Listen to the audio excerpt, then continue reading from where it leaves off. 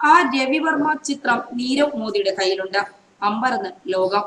Bank വായ്പ എടുത്ത് മുങ്ങിയ വജ്രവ്യാപാരി നീരവ് മോദിയുടെ ചിത്രകലാശേഖരം ആദായ നികുതി വകുപ്പ് ലേലം ചെയ്യാൻ ഒരുങ്ങുമ്പോൾ അതിൽ ഏറ്റവും വിലപിടിപ്പുള്ളത് വിശ്വവിഖ്യാത ചിത്രകാരൻ രാജാ രവിവർമ്മയുടെ പെയിന്റിംഗ്.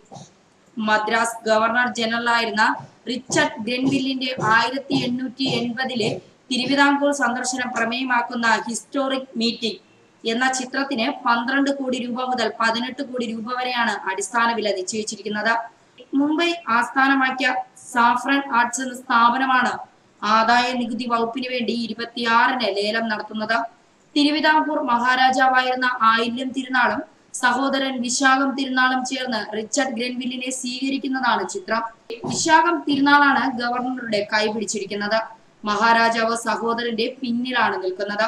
തിരുവനന്തപുരത്ത് വള്ളക്കടവ് ബോട്ടുപുരയിലാണ് ഗവർണർ വന്നിറങ്ങിയത്.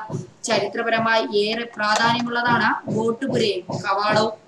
രാജഭരണകാലത്ത് കച്ചവട ആവശ്യത്തിനായി വള്ളങ്ങൾ വന്നിരുന്നതും രാജകുടുംബാംഗങ്ങൾ ഉല്ലാസയാത്ര പോയിരുന്നതും ഇവിടെ നിന്നാണ്.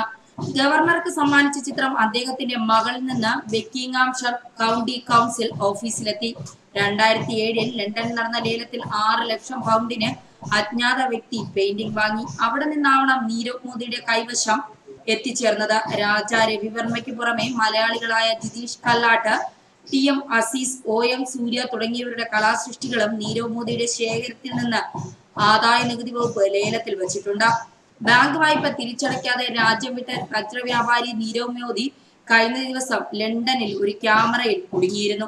ലണ്ടൻ നഗരത്തിൽ സ്വതന്ത്രമായി വിലസുന്ന നീരവിന്റെ ദൃശ്യങ്ങൾ ബ്രിട്ടീഷ് മാധ്യമമായ ടെലഗ്രാഫാണ് പുറത്തുവിട്ടത്. മോദിയെ പിന്തുടർന്ന് റിപ്പോർട്ടർ ചോദ്യങ്ങൾ ചോദിക്കുന്നുണ്ടെങ്കിലും പ്രതികരിക്കാൻ അദ്ദേഹം തയ്യാറാകാത്തതും വീഡിയോയിൽ കാണാം. റിപ്പോർട്ടറുടെ ചോദ്യങ്ങൾക്ക് നോ കമന്റ്സ് എന്നാണ് നീരവ് മോദിയുടെ മറുപടി. ലണ്ടനിലെ വെസ്റ്റ് എൻഡ്സിൽ 80 ലക്ഷം പൗണ്ടിന്റെ അപ്പാർട്ട്മെന്റിലാണ് മോദിയുടെ താമസം. ബിനാമി പേരിൽ ഇപ്പോഴും വജ്രവ്യാപാരം തുടരുന്നതായും റിപ്പോർട്ടുകളുണ്ട്.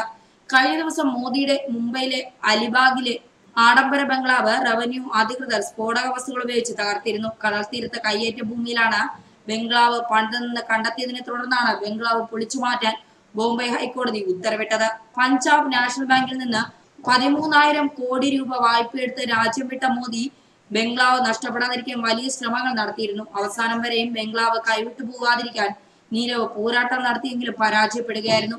നീരവ് മോദി BJP ബന്ധം പ്രതിപക്ഷം ആരോപിക്കുന്നതിനിടയിൽ തിരഞ്ഞെടുപ്പ് മുന്നിൽ നിൽക്കെ മഹാരാഷ്ട്ര സർക്കാരും വേഗത്തിൽ നടപടികൾ പൂർത്തിയാക്കി. അതേസമയം നീരവ് മോദിയെ തിരികെ കൊണ്ടുവരാൻ കേന്ദ്ര സർക്കാർ ശ്രമിക്കാത്തത് പ്രതിപക്ഷം ഉൾപ്പെടെയുള്ള പാർട്ടികളുടെ വ്യാപക വിമർശനത്തിനും വഴിയൊരുക്കിയിരുന്നു. ന്യൂസ് ഡെസ്ക് മലയാളി വാർത്ത.